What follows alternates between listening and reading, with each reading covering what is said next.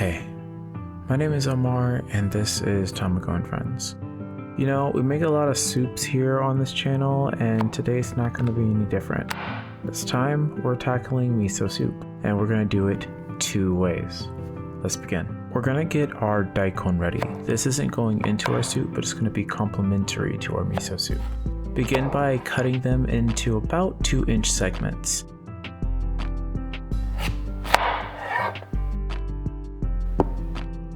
After you cut them, you're going to peel the outer skin of the daikon. Daikon is a big root vegetable, so you want to peel the outer edge to get rid of all that extra debris and skin.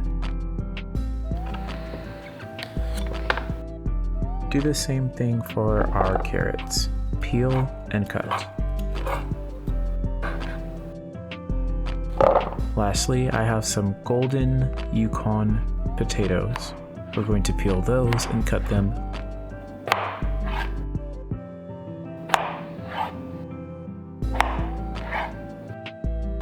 And for our green onions, as we normally do, we're going to cut them in half, separating the white from the green. Green for presentation, white for our actual cooking.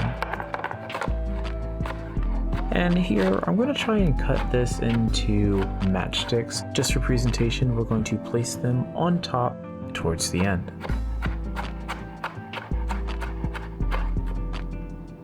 It's been a while since we've done something completely vegetarian, so for our purposes of protein this week, we're going to use some tofu. Now, don't do what I did and get the softened tofu. I tried to follow this with somebody else's recipe, and I definitely should have stuck with my gut and got the extra firm tofu. This is a little too soft, and it kind of congealed and mushed around a bit. It still worked, but firm tofu might be better for you. Let's turn our attention over to our daikon steak. In a pot, I added some stock, along with soy sauce, salt, and rice wine vinegar. This is kind of like a boiling mixture for the daikon. Instead of putting it inside the oven like some people might be doing, I decided to boil the daikon so that way I can incorporate more flavor inside and then finish it off inside of a pan. Once our mixture is done, place your daikon steaks inside and let that boil for a while. Essentially, you want the daikon to be fork tender whenever you pierce it. It's going to take a second, so let that go. In a separate pot, we're going to make a dashi. Now, what is a dashi? Essentially, a dashi is a broth.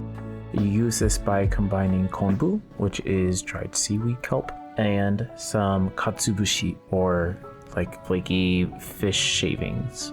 In a medium pot, heat your water with medium temperature. You don't want your water boiling, but you want it to come up to temperature, a nice little warm. You can start your dashi with one or two ways. Either steep your konbu in the water as it's coming up to temperature, or add your konbu after the water is heated for 30 seconds. The seaweed will make the water bitter, so don't steep this for extra long unless you want some bitter flavored soup. Once your konbu has tempered inside of the water, remove it and set it aside. It is here that you're going to add your katsuobushi to the water.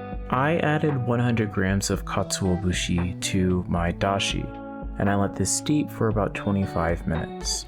Now, you can do this however little or however how much you want. It's really dependent on you. While the katsuobushi is steeping inside of the pot, go back and check on your radish. Again, you want to make sure that the radish is fork tender. That means you can pierce a fork inside the middle of it, and it comes in really easy and glides out really easy. When your daikon steak is ready and fork tender, remove them. And then get a pan. Essentially, we're treating these daikon steak like steaks, kind of like a filet mignon. So, we're going to add them into a warm pan with some butter and cook them on both sides, salt and pepper. You can add some Worcestershire sauce if you want to, but because we've already steeped it in so much flavor from the boiling method, it shouldn't need too much. Here you can use all your fancy steak techniques. You can baste it, flip it over, add salt, make sure it all tastes good. However you want your daikon steak to be, you make your daikon steak.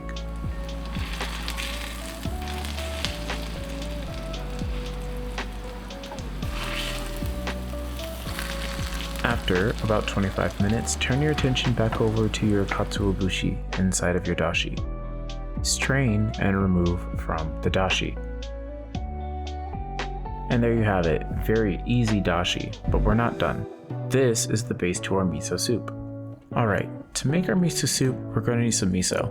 I have some white miso along with red miso, and we're going to put different things inside of these two soups. For our white miso, we're going to add tofu, green onions, and salt and pepper to our taste. For our red miso, we're going to add our carrots and potatoes.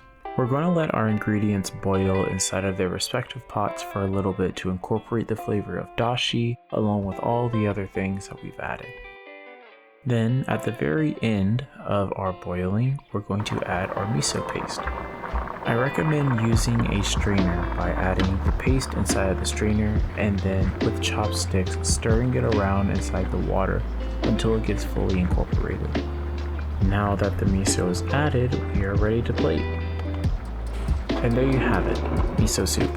Now because it is soup and it doesn't have a lot of stuff in it, we made some side dishes to go with our side dish soup. Kind of weird, but we liked it. I included some buckwheat soba noodles along with the daikon steak. That's what the steak was for. If you like this video, give us a like down below and comment. What do you want to see us make next? If you go to our YouTube page, Tamago and Friends, you can see more soup videos, such as our vegetarian tortilla soup or our salmon and bacon chowder. Trust me, they're so good. You should give them a try. With that being said, my name is Omar. This is Tamago and Friends. Thank you for watching and have a great day. Bye.